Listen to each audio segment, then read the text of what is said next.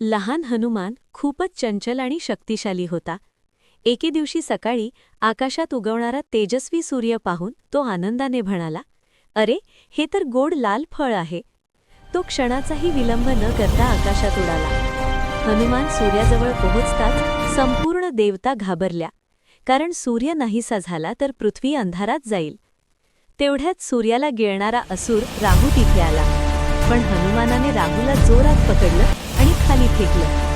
तेव्हापासून राहू रागाने सूर्यचंद्राला गिळण्याचा प्रयत्न करतो आणि त्यातूनच सूर्यग्रहण घडतं. हे पाहून इंद्रदेवांनी हनुमानावर वज्र फेकलं. वज्र लागून हनुमान खाली पडला आणि जखमी झाला. आपल्या पुत्रावर झालेला अन्याय पाहून वायुदेव रागावले. संपूर्ण वायू थांबला आणि सृष्टी संकटात आली. तेव्हा सर्व देवांनी हनुमानाची क्षमा मागितली.